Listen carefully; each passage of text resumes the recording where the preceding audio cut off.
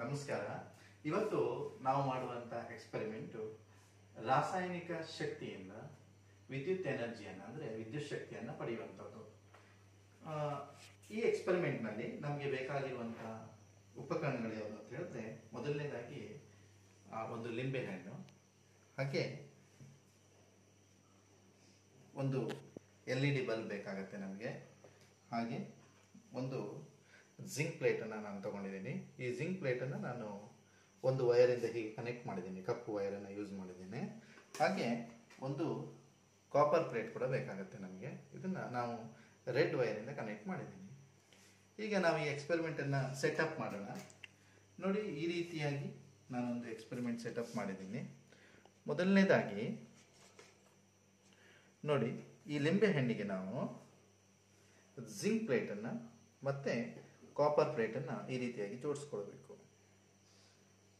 ಹೀಗೆ ಒಂದು 4 ರಿಂದ 5 ಲಿಂಬೆ ಹಣ್ಣಿಗೆ ಒಂದು ಕಡೆಯಿಂದ ಜಿಂಕ್ ಪ್ಲೇಟ್, ಇನ್ನೊಂದು ಕಡೆಯಿಂದ ಕಾಪರ್ ಪ್ಲೇಟನ್ನು ನಾವು ಈ ರೀತಿಯಾಗಿ ಜೋಡಿಸ್ಕೊಳ್ಬೇಕು. ಈಗ ಏನು ಮಾಡಬೇಕು ಅಂತ ಹೇಳಿದ್ರೆ, ಈ ರೀತಿಯಾಗಿ ಎಲ್ಲವನ್ನ ಜೋಡಿಸ್ಕೊಳ್ಬೇಕು. ನೋಡಿ, ಈಗ ನಾನು ಸಾಧಾರಣ ಇಲ್ಲಿ 4 ಲಿಂಬೆ ಹಣ್ಣನ್ನು ಬಳಸಿದ್ದೇನೆ. ಇಲ್ಲಿ ನೋಡಿ, ಈಗ ಇದನ್ನು ಈ ರೀತಿಯಾಗಿ ಈ ಪಾತ್ರೆಯಲ್ಲಿ ಇಟ್ಕೊಳ್ಬೇಕು.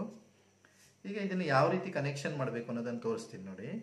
ಜಿಂಕ್ ಪ್ಲೇಟ್ ಏನಿದೆಯಲ್ಲ, ಇದು ಕಪ್ಪು ಬಣ್ಣದಲ್ಲಿರುತ್ತೆ, ಹಾಗೆ ಕಾಪರ್ ಪ್ಲೇಟನ್ನು ನಾನು ಕೆಂಪು ಬಣ್ಣದಲ್ಲಿ ಇಟ್ಟಿದ್ದೀನಿ. ಈ ರೀತಿಯಾಗಿ ಇದನ್ನು ಕನೆಕ್ಟ್ ಮಾಡಬೇಕು, ಕಾಪರ್ ಮತ್ತು ಜಿಂಕಿಗೆ ಕನೆಕ್ಟ್ ಮಾಡಬೇಕು. ಈ ಲಿಂಬೆ ಹಣ್ಣಿನ ಜಿಂಕ್ ಪಟ್ಟಿಯನ್ನು ಈ ಲಿಂಬೆ ಹಣ್ಣಿನ ಕಾಪರ್ ಪ್ಲೇಟ್ಗೆ ಕನೆಕ್ಟ್ ಮಾಡಬೇಕು.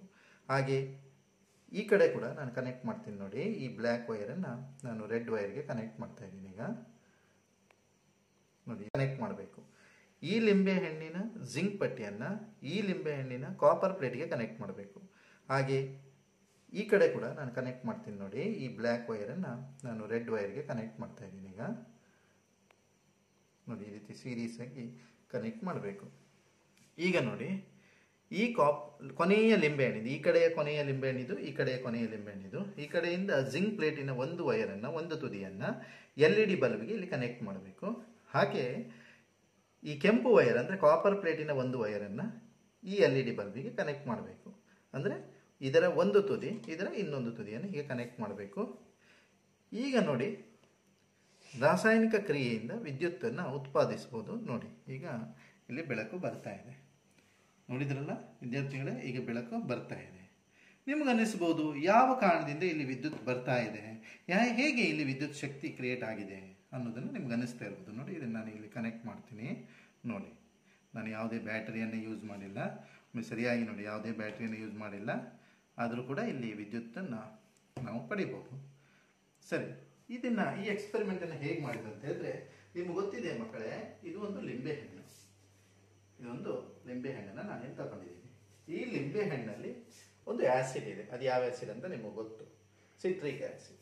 ಏನಾಗುತ್ತೆ ಅಂತ ಹೇಳಿದ್ರೆ, ಇಲ್ಲಿರುವಂಥ ಈ ಸತು ಏನಿದೆಯಲ್ಲ, ಇದು ಲಿಂಬೆ ಹಣ್ಣಲ್ಲಿರುವಂಥ ಆ್ಯಸಿಡ್ ಒಂದಿಗೆ ವರ್ತಿಸಿ, ಅಂದರೆ ರಾಸಾಯನಿಕ ಕ್ರಿಯೆಯಿಂದ ಅತಿ ಹೆಚ್ಚು ಎಲೆಕ್ಟ್ರಾನ್ಸ್ಗಳನ್ನ ಪ್ರೊಡ್ಯೂಸ್ ಮಾಡ್ತವೆ.